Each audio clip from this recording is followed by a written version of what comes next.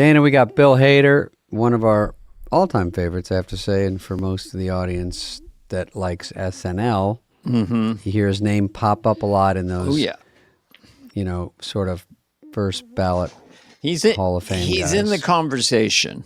He's in the conversation as a high qual. Right. We love to, use numbers. He's number 7. She's number 3. But let's just say he's in the conversation. He's up there. Of the pantheon. Up there and very humble. A nice guy. I see him outside of the podcast sometimes. Yeah. Good dude. Grounded. We went to the same community college. Hilarious. Oh, Hilarious. I know. That is funny. And I didn't know, and it's so funny how many years could go by where I went to the most random Scottsdale Community College. And it really, Scottsdale Community College comes up a lot on this podcast from different sources. Scottsdale Community College. The artichokes, that's what our mascot is. It's not a joke. And the team always artichoked. Yeah, we did. I don't think they're top that much anything. I hit a chord there.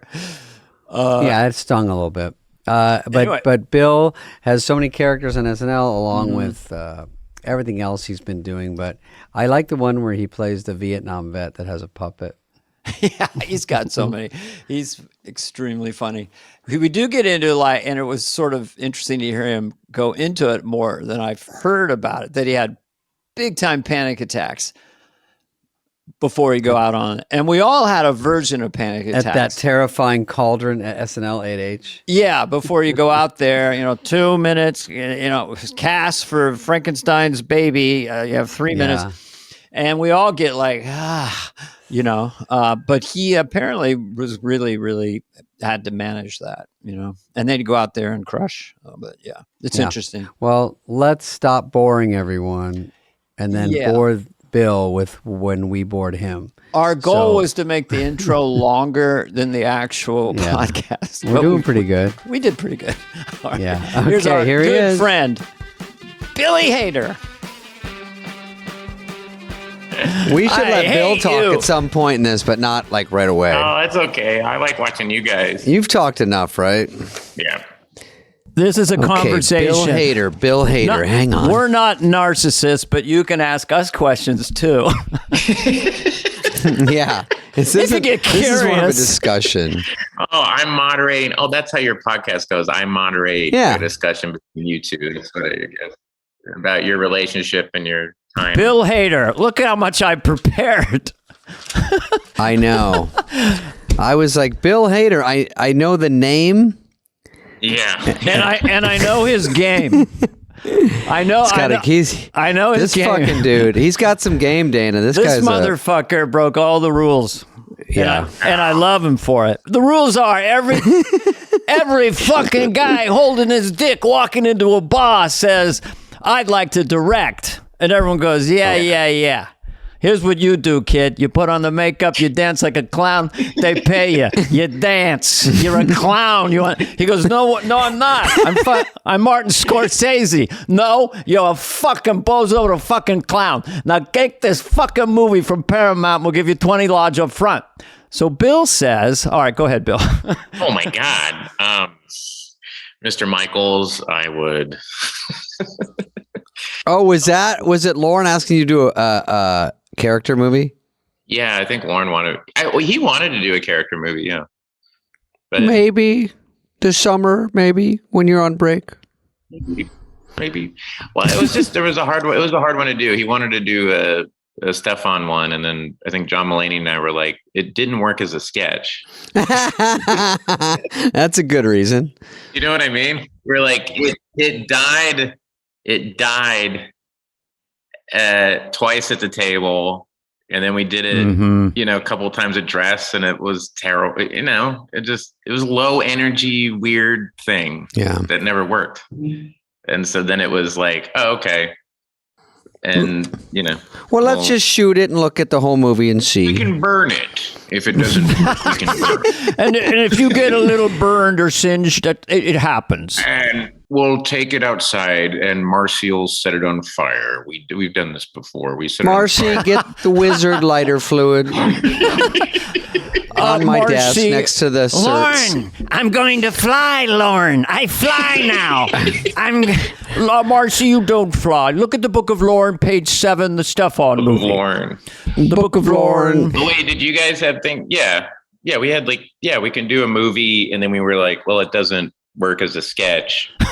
It kind of just works on update, you know. It went from a sketch to update or update to a sketch?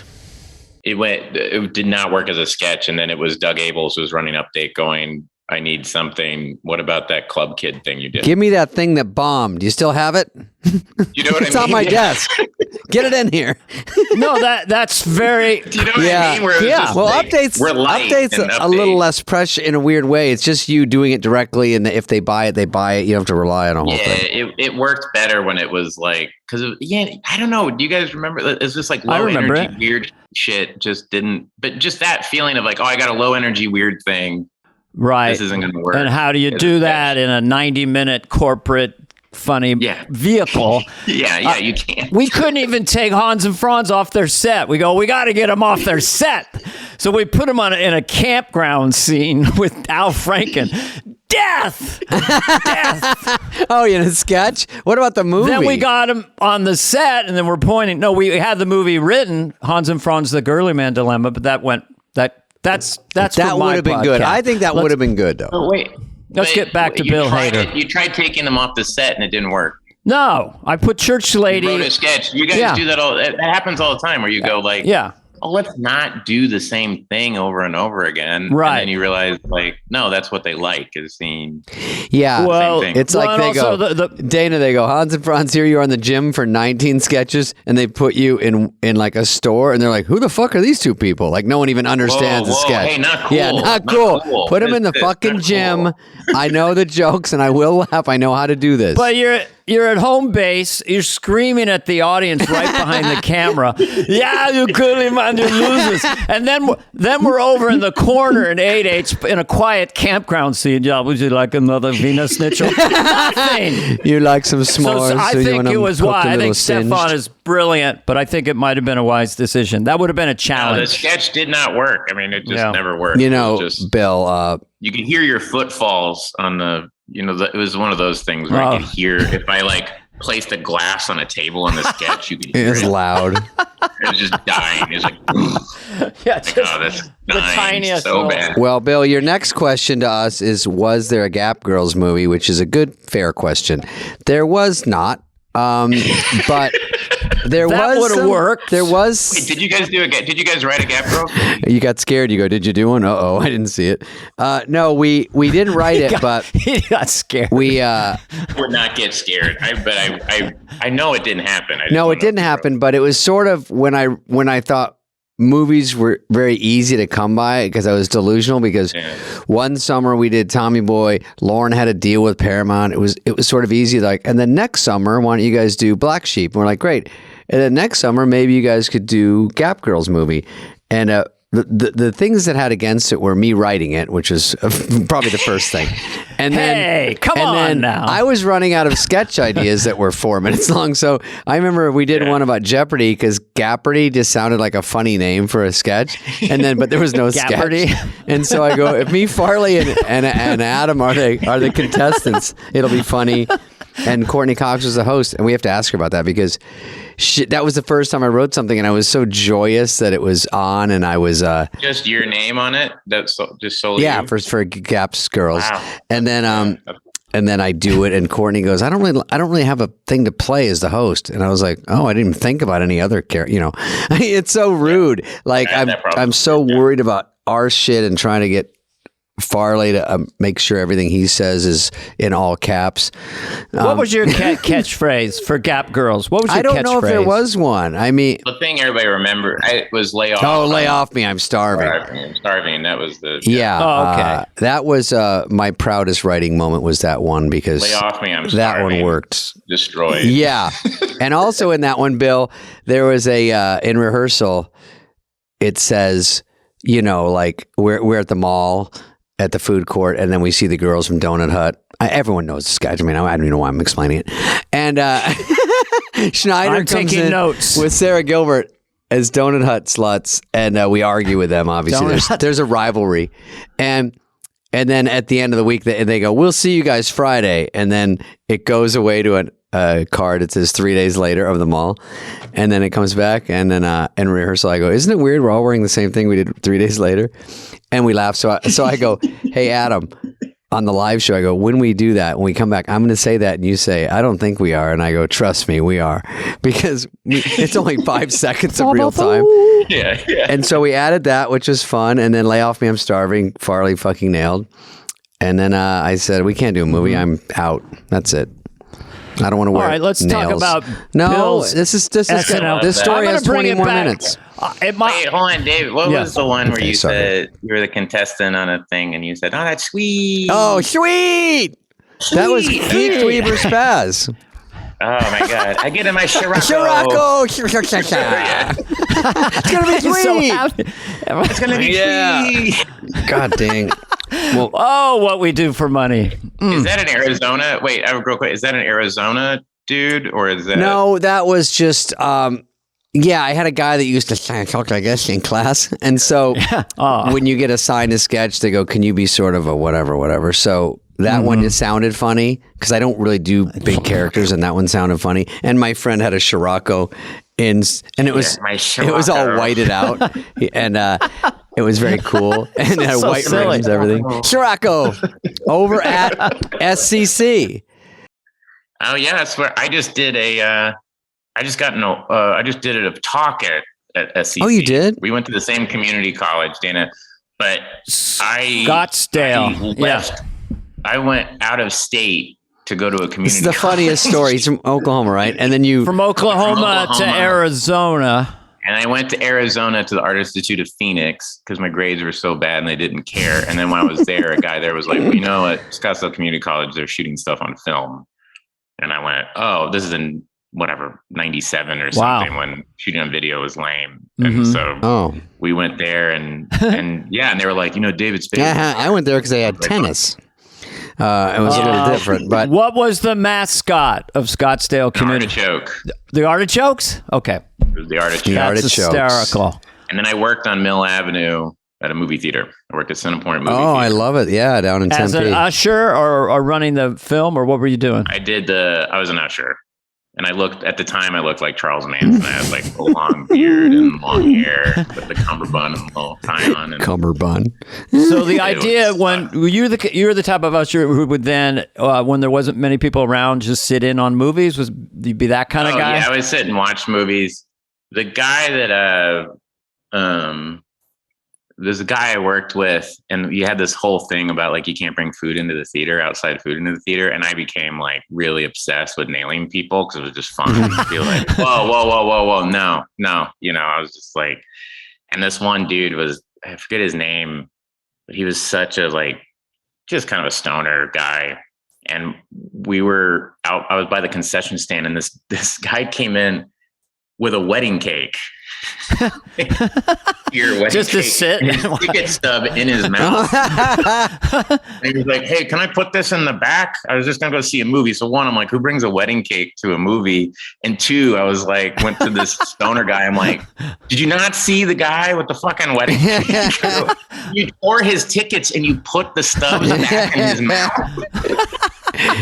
He was like, "Oh yeah, man. The guy seemed, he had a cake." Yeah, I just saw Spider-Man, and the guy goes, the usher goes, they like overhelp. He goes, "I'll walk you to the theater." I go, "I think I got it," and he goes, "It's 3 hours, dude." And I go, "Oh," immediate buzzkill. I go, "Oh, it is." He goes, "Yeah," and he goes, and at the end, all the Spider-Mans. I go, "Hey, don't be like spoiler guy. Just let me get in there. Easy. Take it down a peg, yeah, Kiko, fucking okay? guy." Hey, go.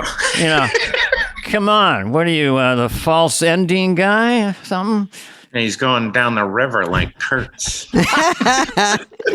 Colonel Kurtz is a great Dennis one of his go-to, like Colonel Kurtz up there in the cave. Going down the river like Kurtz. Getting that sponge on his head in the cave, shooting for the Oscar, right? Like the way the Sheen cat hides in the shallows, okay?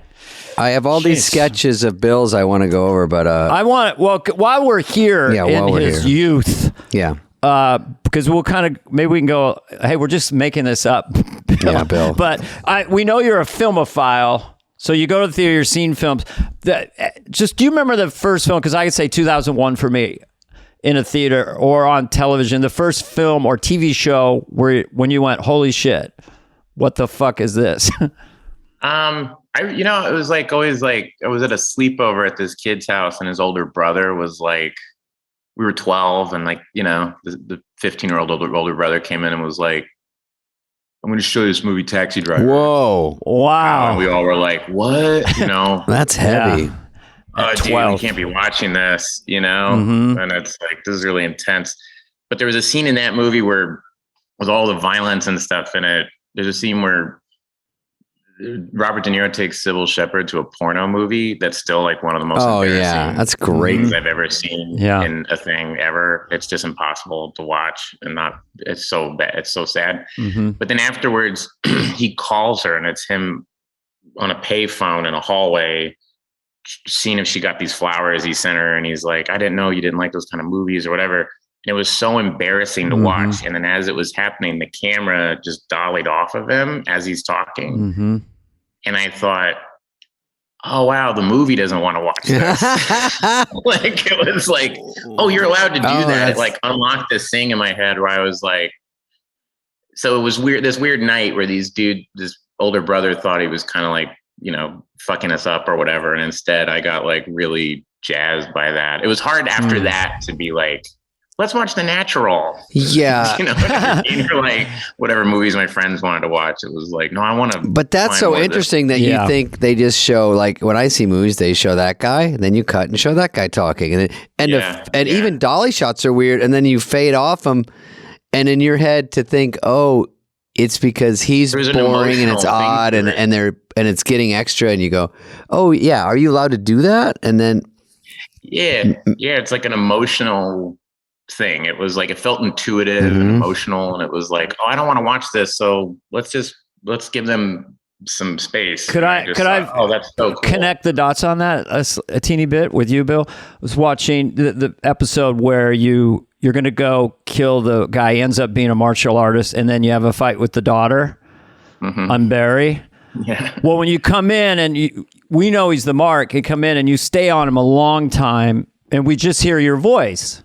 Yeah. Talking about it's not going to happen. It's going to be okay. But there's no shot of you at that point. I don't know. Yeah. It just reminds me. It had some visceral, emotional. Yeah. You kind of like. It was like an instinctive thing of like, oh, you don't know what he's looking at, and then the reveal that I'm in this like weird costume, Spider-Man almost or something. Yeah. This weird, like one of the guys, terrorists at Munich games or something. Like he had this weird look, and then, but that's what I mean. You kind of go like, well, it takes a while to get that kind of confidence to do that. The crew looks at you like you're nuts. You're not doing coverage. What?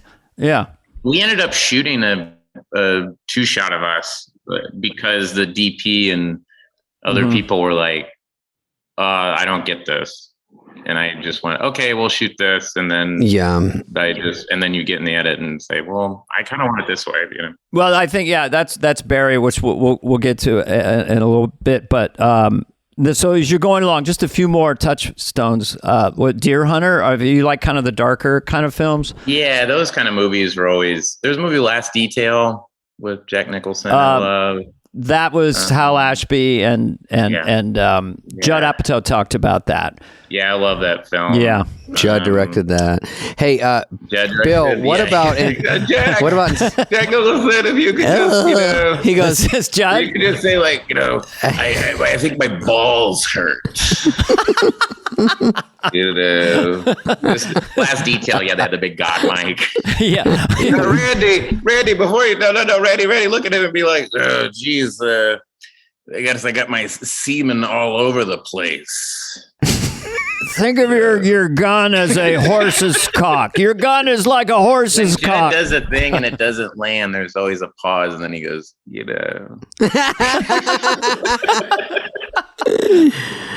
Judd said Deer Hunter could have been a half hour longer. No, but Really? No, I'm kidding. But I saw.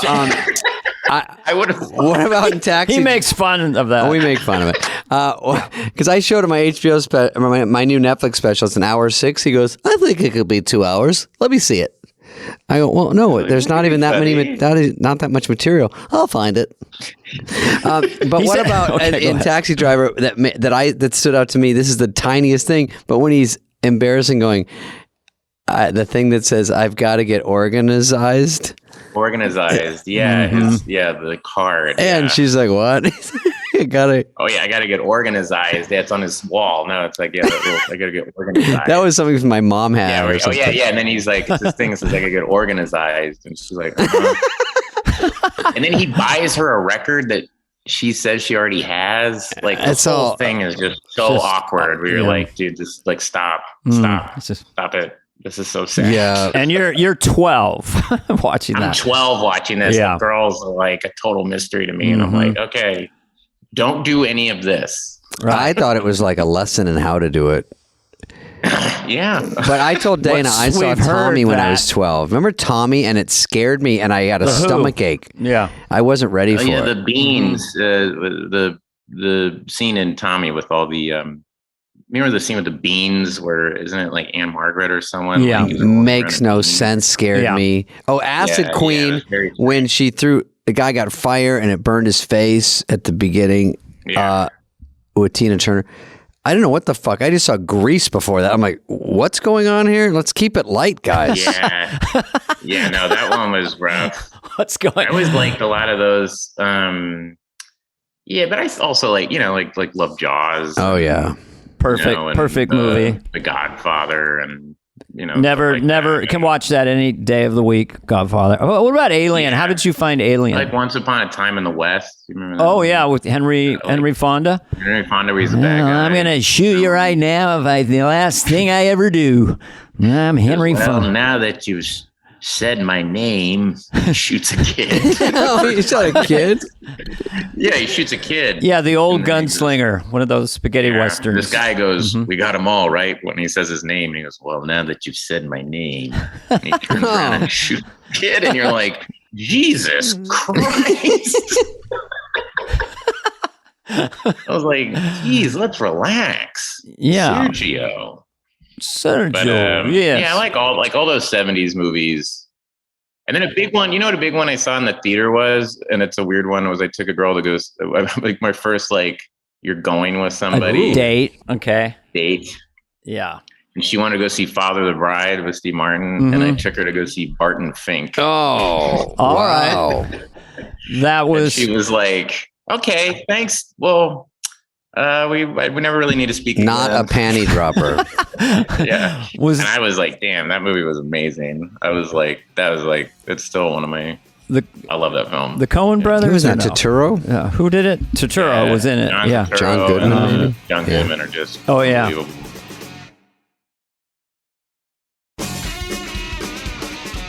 John Goodman.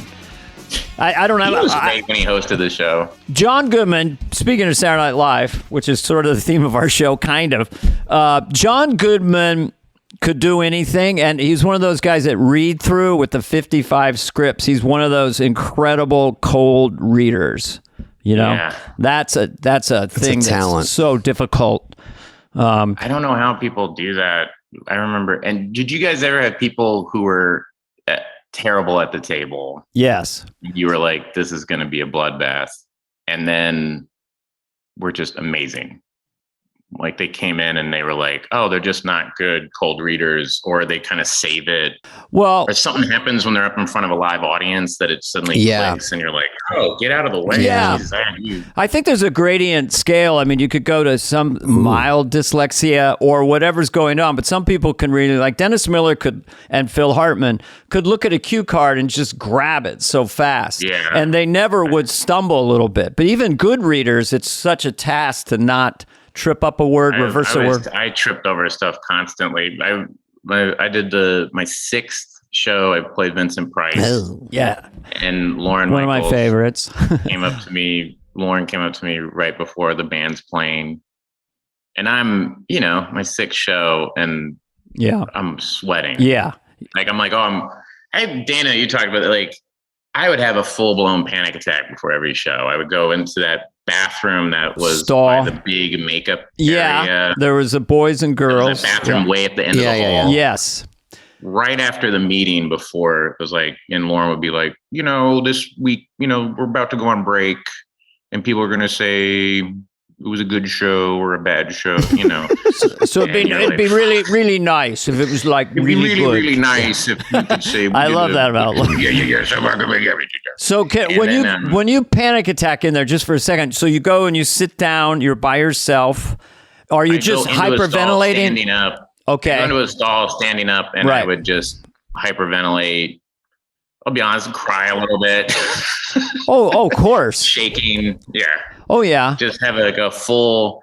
And then the thing was that Jenna, who was our stage manager when I was there, who's one of my favorite human beings on the planet, is great. But she had, I think, part of your job when you're that, you should be a little calm. Before air, you'd be like 5 minutes to air. Oh yeah, yeah. No, it would get 5 minutes to air. Like her voice shaking, and I'm going, I'm gonna have a panic attack. Yeah. So I was in Vincent Price, and it was like the second sketch after monologue, and I'm sitting there, and I'm like about to pass out, and Lauren goes, "I like this, but why now?" Very Lauren. And then we did it, and if you watch the very first one, is Eva Longoria, I think, was the host. I stumble the first minute. I stumble over like every other line. Wow. I'm so like discombobulated, and wait, what did that mean? And what did I just say? Well, and, also new cast is hard to get the cards down. It's not so simple. It takes a while. How to look at it. Of course, you were the host in that, but do you think this is kind of like unhealthy, what we did there? I ended up having a botched bypass a couple of years after. When what was our blood pressure in our first few shows? Yeah, no, I have hearts, like a weird autoimmune thing that affects the retina of my left eye, and I've gone to so many people about it. I've lost vision in this eye, like all this stuff, and everybody's like, really? It might have. I'm like, could stress have caused this? And they're like, well, yeah. You weren't on Saturday Night Live, were you? You're like, yes. Were you on Saturday Night Live? Saturday Night Live? How are you? How many stents do you have? David, did you have any sort of post-traumatic health issues, or did you have anything that? It stunted my growth for sure. I'm 5'7". Okay. But I will tell you that before, you were just saying, when I was on the 8th floor, I would go by the elevators and take a left, and there's a bathroom back there. And I would just stand there and look at my script in the stall and just go, oh my God. And GE would come in and go out, and everyone would, he'd come with his full amp, and I'm like, not here. He was the coolest. No one knows how loud it is in that room when you're like doing the actual show and the band kicks in. You can't hear anything. It's crazy. So I would get really sick, and I think when I moved to New York, I was this fun kid from Arizona, and I was of course smashed down because I didn't have any nutrients. I didn't know what carbs were back then, so it was pizza, it was pasta. I didn't have a glass of water for 6 years. I didn't. Same here. It was Diet Coke, and then my hair got brown because I didn't know it could get brown, but it was dark all the time. Yeah, there's sun 10 minutes a day when it's like the buildings are straight up and the sun's directly at noon. Yeah. And so I got like sort of gray, and I felt weak and sickly. I was like Powder, that movie Powder. So I'm sort of that guy, and then. I wasn't really, if I look at it now of how much I pay attention to eating and food and what goes in, and I did not at all then, and then add all the stress of like, I don't know if I'm ever going to be in show business. I can't barely make it here. And it's just so much every day. That's all you think about. It had to affect something. I mean, it's sort of my own doing, but it had to affect something. The first church chat, I popped a tooth. Well, isn't that really? No, I made that up. I made that up. I would believe I know, because I'm just thinking wasn't the first church chat your first show, and it became the cold open? Yeah, it became the first sketch after Update. I was in a cold open with Phil and Jan, and I didn't even know I was in the cold open in essence. But then the church lady was the first, and there's church chat. If people care, but her hand came up, his hand, my hand, that character's hand. Sorry, I have the dress in the closet, and it was drenched in sweat. It was pure, and yet to be that adrenalized, that blood pressure, heart pounding, and then pretend to be relaxed was such a difficult thing. But I want to go over some of your seminal, incredible sketches, but just quickly. The acclamation point for me, I believe in a way I was maybe the best I was on the show, like my last 2 shows. I mean, I think it took me 5 years to get to have fun, put it that way. Because I see the panic attacks, but when I saw, and I've said this to you and Fred Armisen, Batman and Robin, you guys, I always connected you too because of all the great stuff you did, is that I said, how do you guys seem to be having so much fun that last season? And you said, well, we knew it was our last season, so we kind of, in a good way, didn't give a fuck. And then you have fun, and then you're great. So that process did happen for you, right? At some point, you got calmer. Kind of, yeah. I mean, it was still nervous. I was still going to that bathroom stall, but I wouldn't have. It was more like what David's saying. You would have your script, and you would just kind of read through your stuff and just have a quiet moment by yourself, and then be like, all right, let me center myself. But then, Fred was so loose on the show. Mm-hmm. I never saw him get nervous. And so he a lot of times, and I'm also a very soft touch. Like I break constantly. So I think that was what he would bring to it. He loved to break you. Well, just also as a way of his commitment. So amped up. Yeah. It was just he would just do little things. It was never big things. Yeah. He did a sketch he wrote called Short-Term Memory Theater. Oh, I saw that. Yeah. And the whole thing is I'm the doctor who's worked with all these patients, and we're going to run a play. And you'll see that none of these people forget their lines because they had short-term memory loss. But you keep hammering it home that there's absolutely no way they will. I hammer it home. It's they will not. You mark my word, they will not miss a single line. And then 80 Bryant comes out, immediately goes up on her lines, and I have to cue her. And that's the bit is that I'm cueing everybody. I just watched that. It's so fucking hilarious. Fred, it's supposed to be in the 40s, like a Arthur Miller play or something. And Fred, to fuck with me, came in a present day New York Giants jacket. I saw that. And he goes, and then I said, give me the jacket. And he said, is the play over? Dude, I wrote down something from that because you go, because I just watched it and I was laughing, and Vince Vaughn is in it too, right? Vince Vaughn. Yeah. And you go, you go, it has my keys in it. You go, Jana has everyone's keys. Because they're all obviously they can't be without their shit. I thought it was so funny. And then I watched 5 years in a row that were home runs. And this is, I kept going, you have to laugh in this one. When you were doing the one where you're fucking screaming as a fireman, I was like, I didn't know where it was going. And you start going crazy. I go, there's no way. You kept saying, what? And you,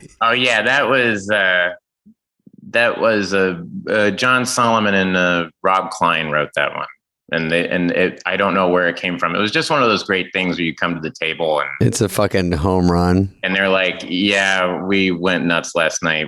You're this very effeminate firefighter that's mad that your girlfriend's there with." And Adam Levine, by the way, Adam Levine, and Jim Downey was there, and Jim Downey was laughing really hard for sure when he was losing his mind during that sketch.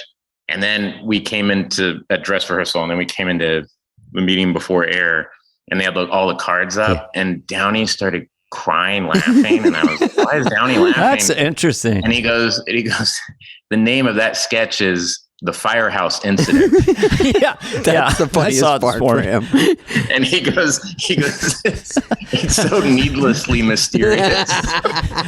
That Jim does have that capacity to identify exactly why it's funny. He was like, he goes, it's needlessly mysterious. Yeah. And that we were just, that's my memory of doing that show, was being in the meeting just crying. Oh, to make Downey laugh is big. Also, I thought it was when everyone plays it straight.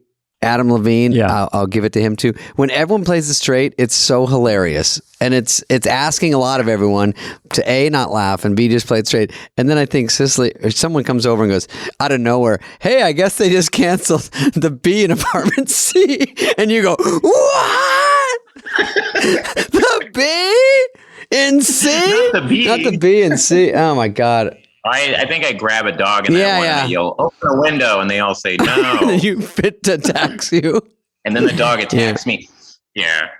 And we're not. That was one of those ones where it's just like a gift that the writers were like, I don't know what happened, but they wrote another one with me where I was like this guy in the guy in a puppet class. I was traumatized. Anthony Coleman. Yeah, and that was another one where you go to the table and there's like a sock puppet on your pile of scripts with a little note on it, like, nice, puppet class, could you use this please, John and Rob? Hysterical. And you're like figuring it out as you go along. Those guys, my last season, because Mulaney had left, and John Solomon and Rob Klein really wrote some great stuff for me that last season. Those two right there are like, by the way, I was wondering during puppet class how it must be a little hard to get your lines, get the puppet, get them to kiss, get around and try to kiss and everything you had to do was like two things going on at once, and make sure the camera's on your face and then the puppet's face. They had to do that. So those can be complicated, and then it comes off without a hitch. Yeah, that one, the most difficult thing, everybody was like, oh, was it making the puppet smoke? And that was, those things where like they cut to someone else, and then you have, was Flanagan there with you guys? The guy who made shit? That guy Flanagan? No. Anyway, Flanagan was the guy who made the puppet. He would be there, and then they're hooking shit up to you real fast. Yeah. And you're like, oh, Jesus, this is and then, what they don't see is the guys are all like on the floor, right at, your feet. Right. Yeah. It's complicated. It was one of those things where the smoke came out. You're like, oh, thank God that fucking works. Cause you're just like, doesn't work all during the week. And they're doing like that. And you're like, oh, Jesus Christ, please. We had barf ones where they put the barf in a tube up your arm, and then I think it was Fred Wolf wrote one where maybe it was Alec Baldwin, and every cop that walks up to the scene and goes, God damn, and then they go, and everyone starts barfing. They would come out before you could get it. And it's even funnier, but if it doesn't come out, it sucks. And there's a guy pumping next to him going, give him more gas, Joe, and you're like, we're live. We can't give more gas. Yeah, I had a host once, right? I had a puppet. It was a different sketch, but I had a puppet that was supposed to throw up on a host, and the host was angry about it. The host didn't like that. Between dress and air and the meeting, they were like, "Oh, and hey, can we do something about that puppet?" And the host sounds off, and everybody's like, "Excuse me." Oh no! The host sounded off. Well, the writer who wrote that, I was like, second year cast member. So I was like, oh, geez. Yeah, sure. Sorry. But the guy I wrote it with, it was his last show. So he was just quiet. Did he go, hey, fuck you, we're doing it? So we go over and we're doing the sketch, and I see him talking to the special effects guys, and the guys are pumping the water thing. And it was like, when you have like a pellet gun. And the last couple. Just getting hard. Yeah. I hear them going. So we're doing the sketch, and I go to pick this thing up, and I pick up the puppet, and it's vibrating. It's so full, ready to go. Explode. And I was like, oh, Jesus. And on air, this stuff, it was like a fire hose. Just like, hit this guy right in the face. I was like, And he's expecting nothing now. Instead of a little bit. Expecting like a water fountain. Yeah. He actually said, "Oh, I want like a drinking fountain, like a little." Right. And it just waylays him. It hit so hard that the puppet flew off the thing, and so it was just the nozzle of the on the air show. Yeah. I was like, oh, I have to give you, like, speaking of all that kind of stuff, because it's hard sometimes to get all this shit on you when you're during a show, so you got a wig. But you did one with like a Hollywood type of show with Scarlett Johansson and Kristen Wiig. And Scarlett Johansson, first of all, is an unsung hero. She's kind of a sleeper because every sketch I see her in, she's great in. Yeah, she's awesome. Yeah, she's really committed. And she kills it. And then that one was just a funny one where you two were acting like idiots. And it was just another surprising sketch. Yeah, it's Hollywood Dish. Yeah, it was the thing of, you guys have done it where people interview you, and then while you're talking, they can't talk. Yeah. They're going... Right. And you explain that you can't overlap. Yeah, like, yeah, so I was... And it's like... making faces. And they're mouthing words and stuff. And so Kristen and I think, had done press for something, and we were doing that the whole time. And then it was like, oh, we should probably write that, Right. And you also had some different moves in it, though. So it wasn't like just that. It started to change up. You know what? The one you saw, probably, I don't know if it was that one, because we did that one a couple of times.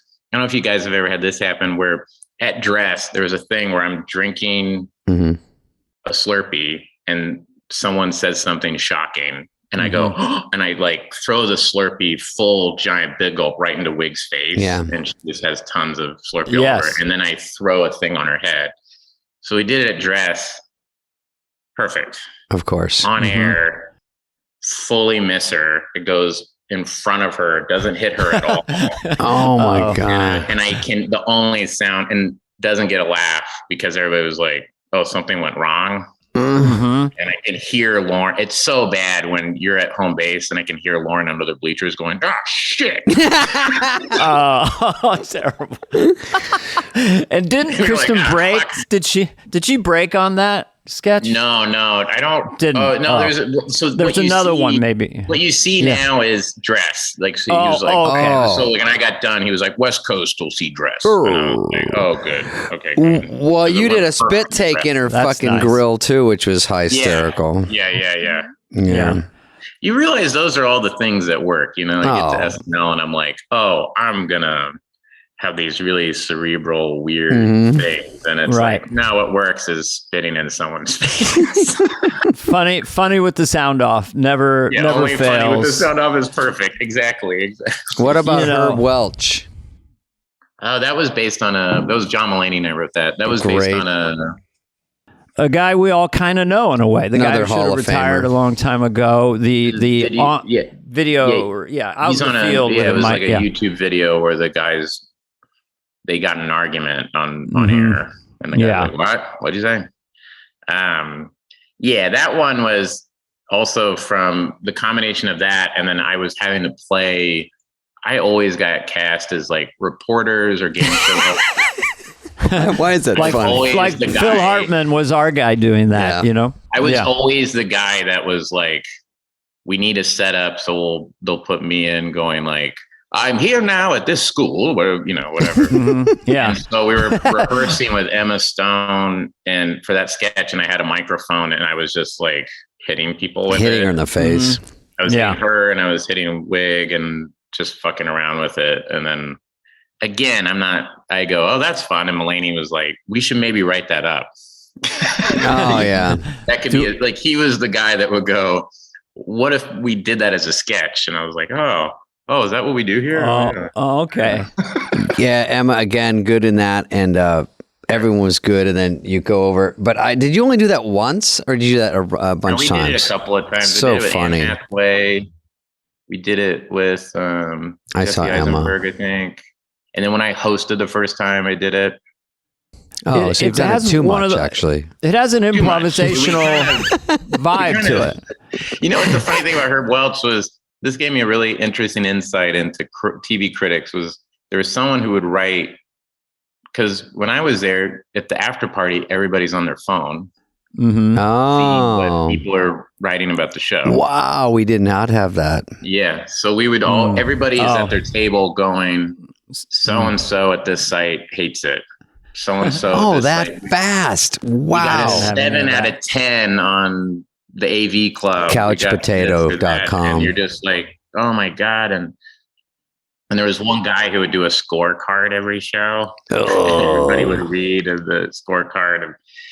And he, at the end of the season, did his year roundup, and he was like, favorite sketch, least favorite sketch.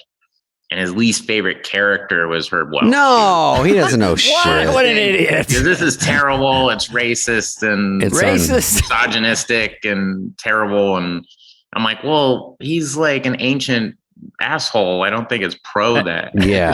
The sketch isn't pro him. But it's a grumpy old man. Grumpy old man. But then then a year later, I was doing press for something, and they brought a guy in, and it was the guy that wrote this. So I'm talking about another thing with him. And then as he leaves, he goes, hey, can I tell you what character of yours I really love? I love Herb Welch. What? And I go, all right. Wait a minute. On the table, man. I got to be honest. You said he was the worst character in the, that year or whatever. And he goes, yeah, a guy I work with read that and was like kind of bummed out. And he goes, no, you should check it out. You really watch it. And I watched it again. And I was like, oh yeah, this is good. Oh, that so we're suffering. And that kind of gave me a whole, I was like, oh, this is how it is with this show. You know what I mean? Like, it was like that day that at that moment, the guy hated it. And now a year later, he's like, oh, it was really nice. And then the opposite will happen, where the thing they love, then you run into them. They're like, actually, I watched that again. It doesn't age well, or whatever. Well, isn't it fun? Because I saw it this morning too, just seeing it again, which I love when I saw it. First of all, it's low energy in a way, like it's the opposite of the Firehouse incident. Yeah, it's getting huge laughs. So then you have the task of, I don't know if we could do it now, but Kristen Wiig is trans or something, and then Herb goes with the mic over her body. Yeah. Oh, over and over. That, like, was that choreographed? Like, I'll do bump, bump, bump, bump, bump, or because the crowd's going crazy? Are you going a little bit more on the air show because? Yeah, I think probably a little bit more. I started laughing because when I hit her in the crotch, Wiig made a sound. Right. That she did a little sound, and I started laughing. So you looked away a couple times. I looked away because she went, like that. And so instead of breaking in front of the crowd, you just looked away and came back. I turned away for a second because she was. But yeah, you're right. We probably you couldn't do that now. Well, a lot of those. A lot of those. Yeah, a lot of those stuff. I had Ching Change, in 1988. There's stuff Downey wrote for us that. No way. Even at the time, I was like, couldn't do it. Jesus Christ, I don't know about this. All right. I like when Downey goes, there's just something in the.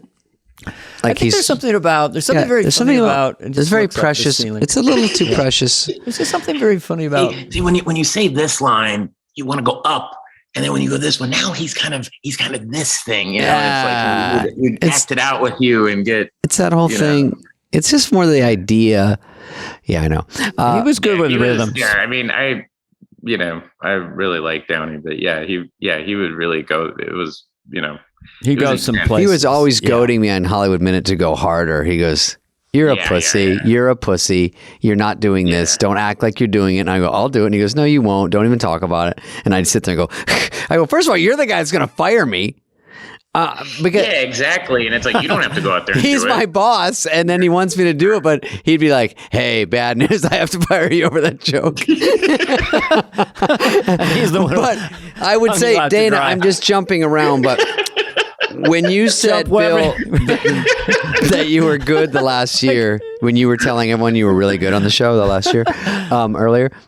Last 2, 3, whatever. No, I'm joking, but you got more relaxed, and I think the idea of that, I wanted to jump in from 10 minutes ago, is that I think you guys are in the same spot. Maybe not as much Dana or Bill, but I never knew if I was coming back, and every summer he'd say, I don't know if he's right for the show, but, we don't know if we're going to bring him back to me, about me. And then they would at the last minute. And so you can't relax in that situation. And that's fair. It's a business. He doesn't know. And if he wants to cut me like a baseball team, he doesn't want to have a long-term deal. So I'm, going check to check going, if I don't get on for 3 shows or don't score, this is it. It's curtains. And so maybe you or possibly in that same position where it's your last year, you don't really care because there's no high stakes anymore. You're going anyway. Yeah. I mean, I will also say, and you guys had this, I mean, you did Tommy Boy and Dana, what you were doing. Wayne's World. Were you still on Wayne's? You were still I was on the show. Wayne's World. Yeah, Wayne's World came out. Yeah. Those were huge. I mean, did that give you guys a bit of confidence? Like, Tommy Boy came out where you were like, because I did Hot Rod after my first, and I was like, well, I was in a movie. Yeah. They won't cut me. Andy Samborg. I feel like there's some stock in me.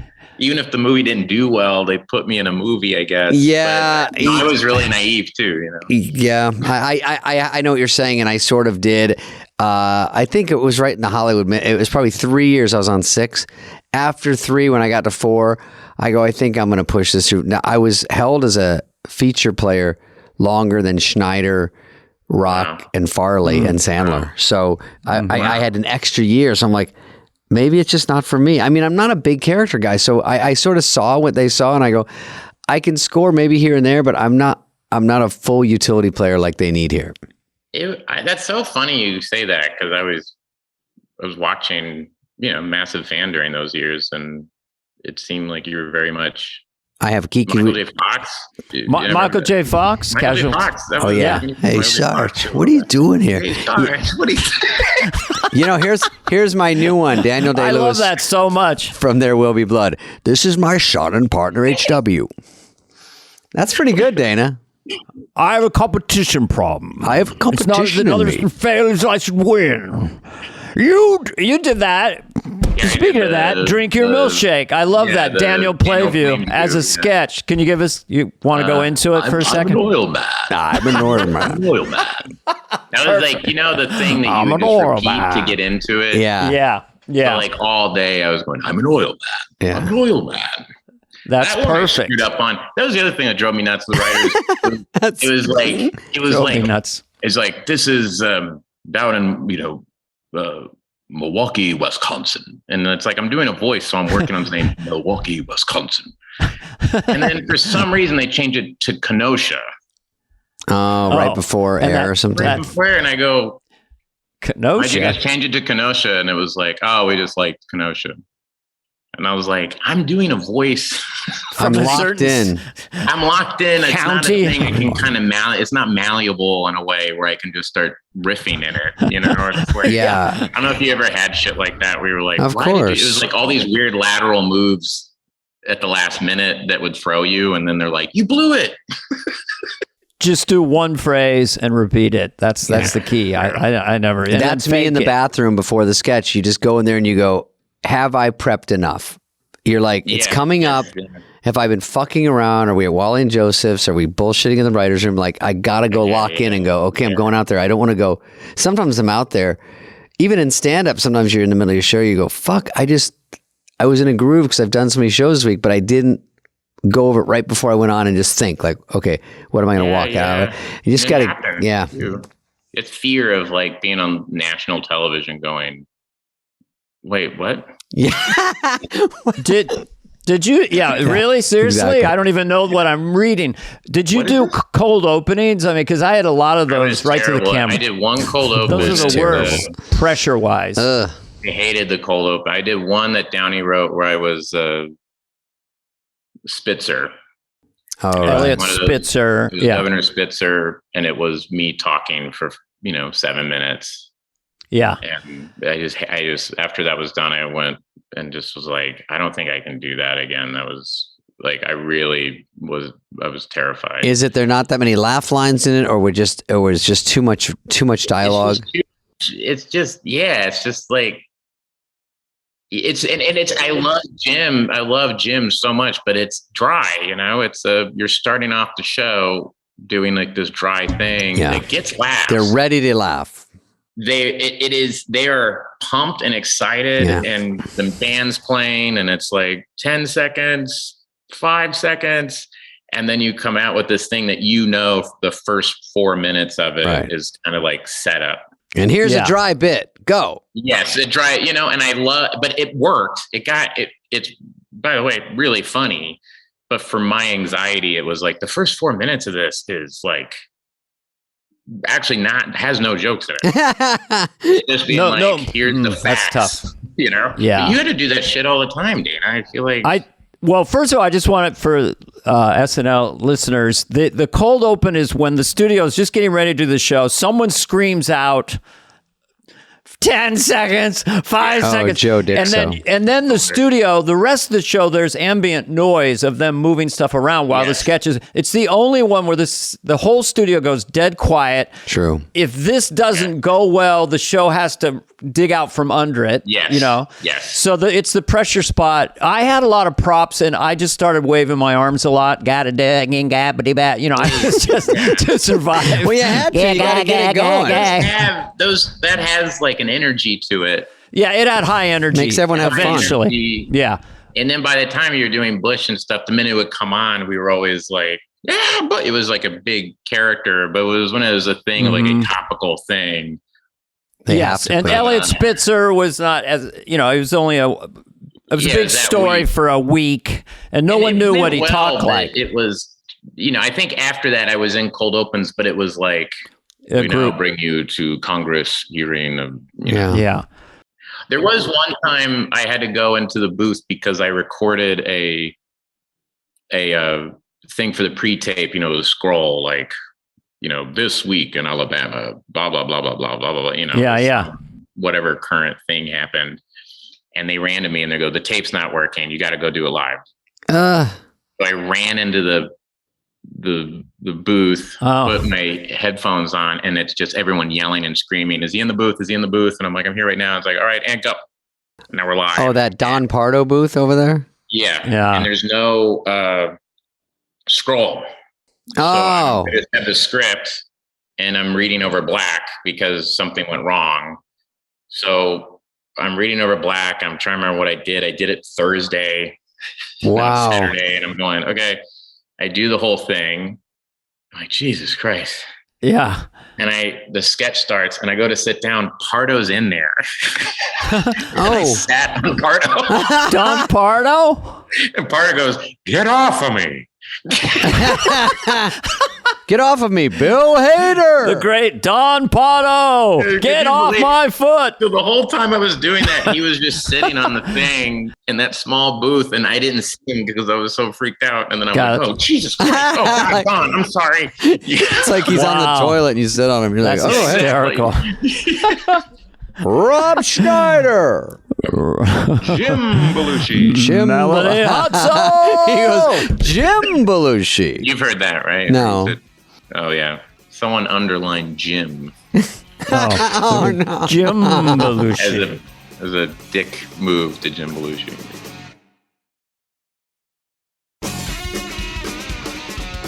We can't do everything about you, but we should we talk about Barry or your...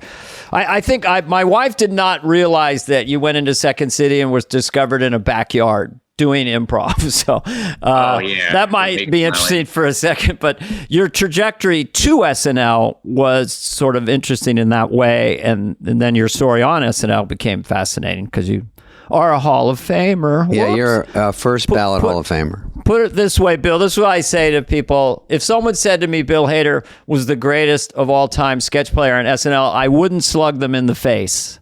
That's really sweet. You'd have to think. That's a lot coming from you guys. Yeah. You had a great cast, though, too. You were surrounded by solid shit. Kristen Wiig, Andy Samberg, Jace, Will Forte, Fred Armisen, Amy Poehler, Seth Meyers, Daryl Hammond, Jason Sudeikis are your bandmates. I mean, Maya Rudolph was there. Maya Rudolph overlapped. It was crazy. Yeah, I was Kenan Thompson. Kenan Thompson's actually the guy that I would sit. He would do those "What Up with That" sketches, and I was so anxious on air, and I would sit and watch him do those because I had no lines in those sketches, and I would just sit there and think like, I just need to get to be like that. How can I get that loose and have that much fun on air. Look how much fun he is having. He doesn't seem agree. stressed. Yeah. I agree. I don't think I ever got there. He's like behind. His joy is just right behind his eyes, and sort of in his mouth. You just feel it. He was the guy that when people talk about, I was like, Kenan Thompson was the guy he would do Update. I would go out on the floor to watch him do Update because I was just like, he's just such a Bill. He's such a. It's Kenan. Do you have to take that? Kenan going like, what are you saying about me? No, but he was just one of those guys that when I was always kind of knocked out by how loose he was and how much fun he had. And we would be in sketches together. Yeah. And I was like, God, he can just knock this out. It was kind of like what you were saying earlier. Like, you throw anything at him. He never seemed thrown. He was just a pro and lovely all the time. He's one of those guys, he could be bullshitting with you about something totally innocuous, and then you go on live television and he destroys it, and then comes back and he picks the conversation back up. I loved him. I'm like, you know. Yeah, you got to get ready. Yeah. Did you guys ever hear that you guys weren't that good? Because obviously now you look back and it's always different eyes. Pretty all-star. I want to say the Washington Post or something wrote a review my first season that was like, who the fuck, like me and Sudeikis and Forte were interchangeable. Who do you think you are? This is terrible. And living in New York too, you didn't, people would just, I remember a guy on a cab driver went, "Hey, SNL, you fucking suck." Everybody has the cab drivers. Yeah. Or like, you go into a deli and the guy's like, "They don't use you. Why don't they use you? They don't use you anymore." They haven't even watched for 2 years. Yeah, everyone wants to get you bitter. Your relatives, everybody. They don't use you enough. I get a guys go, "Hey, got any movies coming out?" It's like the dumbest, easiest question. I go, no. I go, "They did that wrong, Missy." I didn't see that one. Anything else? I go, "Well, it takes a year to shoot it. It takes a year to come out. Yeah. It takes a year to get another one." And I'm like, "So you missed this? You're 5 years behind." He's like, "Yeah, what else?" He actually said, the guy works at a deli. What else you got? "Where's Chris Pratt been? You never see him anymore." I go, "He was in Jurassic World and the raccoon one." And he goes, "Oh, yeah, I didn't see those." I go, "Well, why am I going by you? Who the fuck? What? You're giving Chris... If he's not doing well, no one is. My God." Yeah, I didn't see Coda. Tell me about Coda, David. Is that the deaf one? Is this Chris Pratt in that? See, he's not in shit. Does he play Coda? You know, I saw you on Saturday Night Live. I thought you were a woman. I saw that woman character guy thing you did. I thought you were a woman. But the one I always got was, "Why don't they use you?" I know. Why don't they use you? Because when I'm in a wig, you don't know it's me. Oh, yeah. Yeah. Hey, is that show live? Do you really tape that live? When do you guys shoot that? And then for a while, it was like, "What's Kristen Wiig's situation?" What's her situation? Is she a nice person? What's his situation? She's stuck up. Hey, what's up with Dale Hammond? Wow. Is he stuck up? You think he'd be my friend? He looks like a friendly guy. I fancy myself on that show once in a while. I do characters with my friends. Anyway, what do you want from the deli? Improv. Okay, good luck with that. All right. All right. Let's wrap it up with Bill. Let's talk about Barry. Oh, Barry, really quick. No, I'm kidding. We don't need to talk about it. Barry, everyone loves it. 30. It's an unbelievable show. It really is. It's shocking. I mean, you're this sketch player. You're so brilliant at it. You do the voice. You do Cloudy with Meatballs. This and that. And then I hear you're going to do this. I'm like, what'll that be like? I was like one of those guys. What are you going all drama for? You're fucking funny.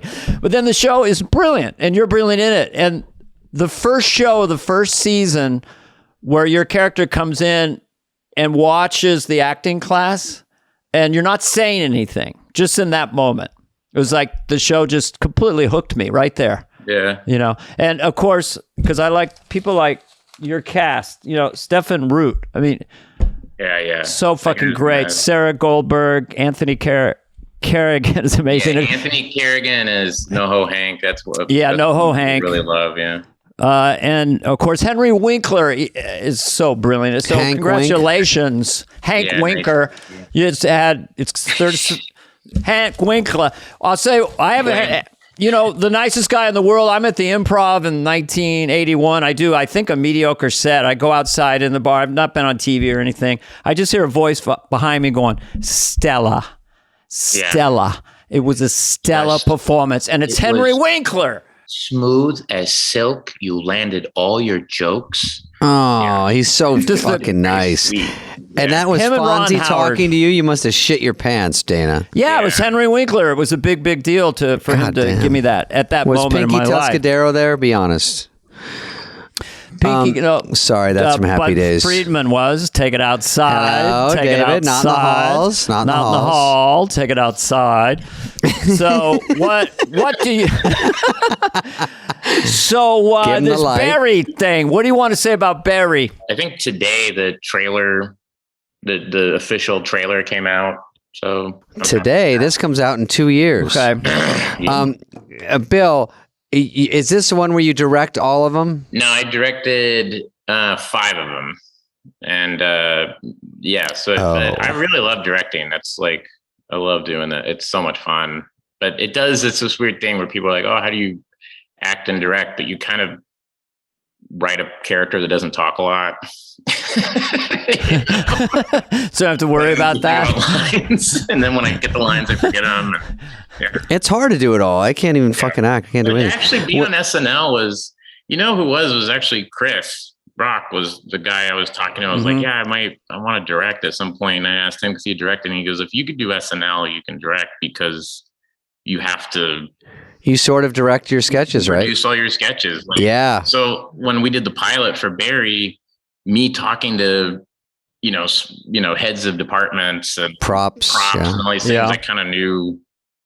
I had confidence in what I wanted and stuff, but that was totally from SNL, from doing that, It's hard when they go, what kind of drapes do you want? You're like, these or these? Yeah, and you go, I'm just worried about the jokes. Yeah, you're good at going, that one. This one. You got to make 100 of those a day. Yeah, all day. And then they go, well, the ones you pick now don't work. And it's like, okay, well, which ones do work? Oh, that's great. Love it. Whatever. Yeah. But I think having that confidence, and I think the thing that SNL did, I don't know what you guys feel about, but it took that like romanticism out of like creating, and it was just like, we had to do a show on Saturday. So it was kind of like, there was no, I have to go look out a window and write in my notebook character and think about my thing. It's like, no, we're like under a table up on the 17th floor eating pizza, like scribbling real quick, or reading shit in the bathroom going, fuck, okay, I got to go do this on national television in 5 minutes, So everything seems downhill after that. Exactly. It's easy after that. Yeah. Bill, I have a director question. Sometimes, because I've never directed anything, and I wonder when the director yells action, there's some sets I've been on where the first AD yells action, and I don't like it. Yeah. I think to be a director, the only thing you want to do is yell action. That's the whole fun thing. I totally get that. And I've been on those sets too. I actually have like my first AD. Sometimes you have first ADs and they're kind of like, you work well together, but you're not partners. I have this guy, Gavin Kleintop, who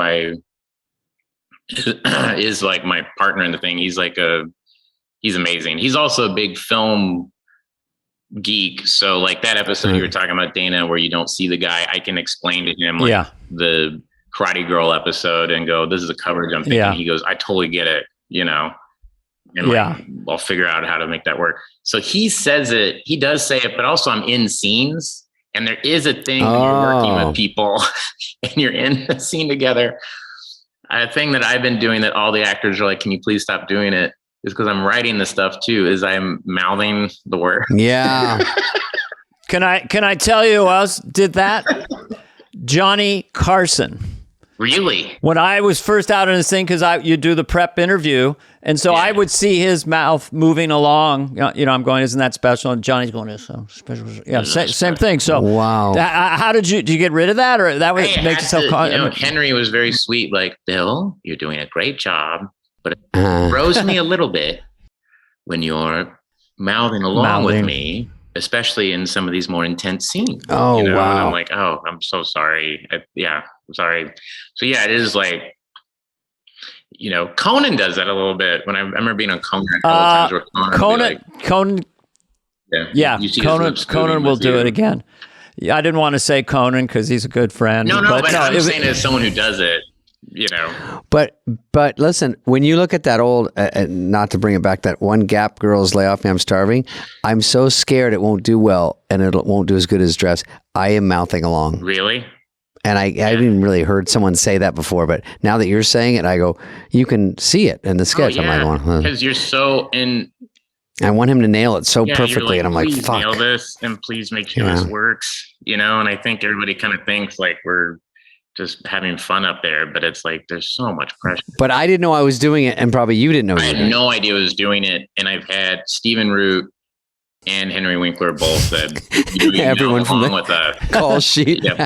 please stop mouthing along with us. And I'm like, I am so sorry, but you're just so locked in to what's happening. Do you like one hallmark of a show that's really working is that there's no weakness. Like every actor on Barry seems like that's the person that had to play that part, and they're so good. So you psychologically and with all your experience, do you change your directing style depending on who you're talking to in terms of like that little note right before you go, trying to give them confidence? I mean, like Stephen Root and Sarah Goldberg are theater people, very theater trained, and so you don't. They come in pretty prepared. Sarah especially, like she is super prepared. So it's like gentle, like, maybe have like a little private moment in the middle of this, or maybe try this. But and then Henry is kind of free flowing, kind of So emotional, and so he's kind of he needs more. Like we did a scene this season where he has to enter it really angry. And so he was like, I could see him being angry and stuff. And so he was taking a broom and throwing it on the ground. And I was like, oh, good. Can make sure props has a broom there for him. We'll never see it, but he needs something to just kind of go smash something and then enter the scene, And, okay. And, it's stuff like that. Yeah. And then a lot of it is you try to stay out of their way, but then I do in that way of like, because I'm also acting in it. It's a thing I've had to try to rein in, is I can't help but be like, and this is also at SNL. I had no problem if it was a sketch I was like, it's more like we were saying about Downey, it's more like that the rhythm is this. Yeah. Actors don't like that. No. That's a fine line. Do you know what I'm saying? Where at SNL, I don't know about you guys, but I had no problem going to Andy or somebody and going like, it's Oh yeah, and people would ask for it. If you were the writer of the sketch, I would ask like, "Well, what are you thinking here?" What do you? We did the Casons, which is one of that's the hardest. That's John Mulaney's favorite sketch we ever wrote. It died at Dress, but the whole thing is rhythm. Like the whole thing is rhythm. The whole thing There's is rhythm. nothing else. There's nothing else to it but rhythm. So, Casey Kasem, father, son. But then you did it at Largo. The ne'er-do-well son. Yeah, we did it at Largo with you. Yeah, you were there. We if the audience doesn't hook the premise, and sometimes at SNL it just gets lost that first 30 seconds. What is going on here? And then it but it was a quiet sketch and very dry. But at Largo, we really set it up. We had him on our side. We were surprised. And the point, that thing on Barry is like, you can't go, hey, the rhythm is this. Because people will go, please don't tell me how to. Some people literally go, give me a line reading. Yeah, sometimes that'll happen. Not so much on Barry, but sometimes Henry will be like, just tell me how you want me to say it. But everybody's a little different. and mostly I just know, you guys know from acting and things, the biggest thing I think is actors just don't want to look like idiots. They don't want to look foolish. They want to make sure and they want confidence. Like I've never understood. That's it. I've worked with directors that their whole thing is kind of browbeating you.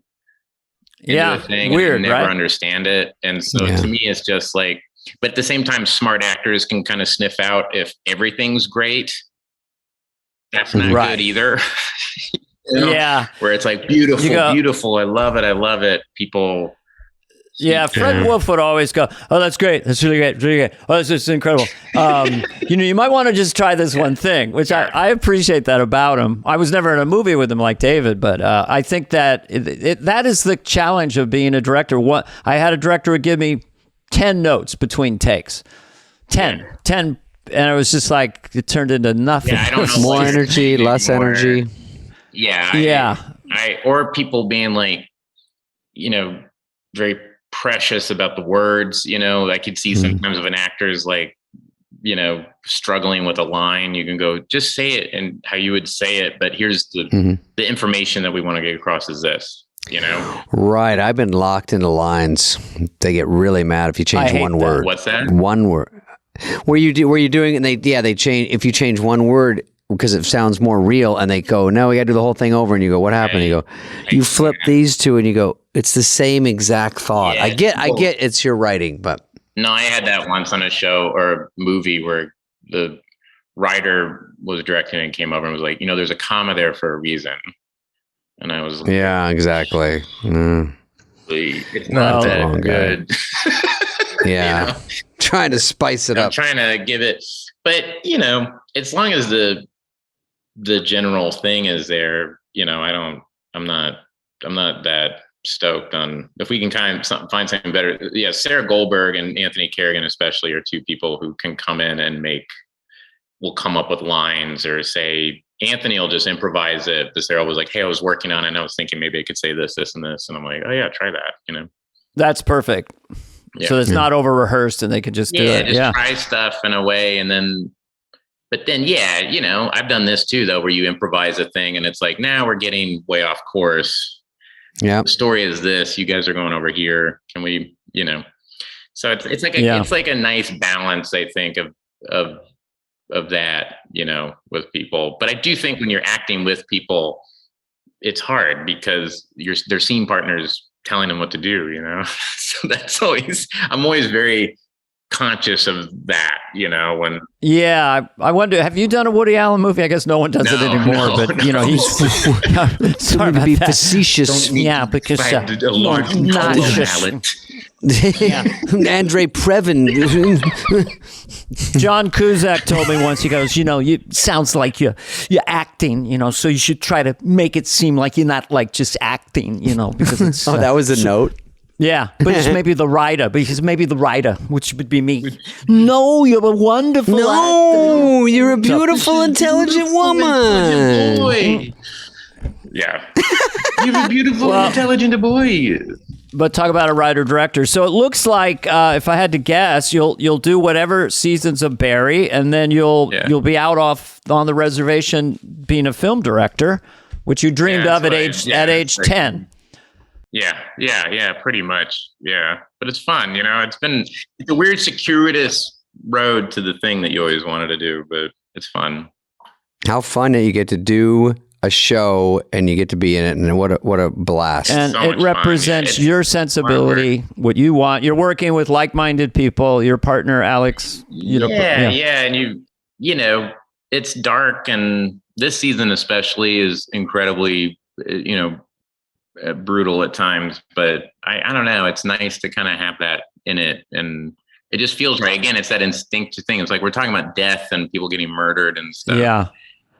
I wondered about that watching season 1 and season 2, the darkness and the lightness and the comedy beats, right on the edge. You must have been thinking about that as you go along. How funny can this be before it takes us away from the story? Yeah. Always threading the needle with that, but doing it beautifully. It's working, Yeah, this season was definitely like, oh, let's push that maybe a little bit when you're trying to be honest with what the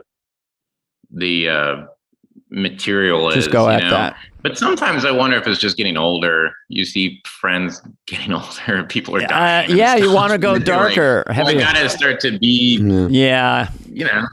life happens, and it's like, oh, if I'm going to do this, we should be kind of honest about it. Where I feel if I did the show in my 20s, it'd be a little bit more glib. Right. Yeah. It's an inevitable trajectory as life beats you up. Bad shit really happens on this planet and to everybody. Yeah, this stinks. Wow. Wow. Stinks. Well, I don't like anyway, this. We're finished with part one. Bill, we're going to take a short break. Our guest today is Bill Hader. Bill's like, oh, Jesus Christ. Bill, I had okay. Bill, do you have anything more you want to say? Because we loved having you. I had a great time. Oh, man, it's like awesome being here. And yeah, man, it's crazy. I'm being genuine. It's very cool getting to talk to you guys. I'm still, it's just awesome. I'm up on the ladder from you. I'm up. David's a half step down from me, and you're the other way down. So, thank you. I'm an elder at this point, which is great. But look how fit I am. I mean, it's amazing. My energy. I look startling. It's amazing. Yeah, I know you can't see it, listeners. No, I feel good. I'm working on a scripted podcast with my sons, which is so much fun. It's like making a movie. Very difficult, just all voice acting and effects, but I'm having a blast doing that. It's called The Weird Place. David, a little plug before we go. This will be our biggest episode. Oh, yeah. Go on the road and watch me at davidspade.com. No, I'm kidding. Dana, wait, do you know that your impression of your sons is the Californian's voice? I was flattered that Fred Armisen told me that. I thought it could. I mean, I feel that voice was in the ether, but it was pretty much all we're going to do today. Yeah. Yeah, it's you impersonating your son. Yeah. And the first time they did that sketch, he was doing a different voice. Oh, okay. Oh, and then he switched it out. Oh. And then at dress, he came out and went, wait a minute. And we all were like, if you see it, I think it's online, Kristen and I are going, funny. What is he doing?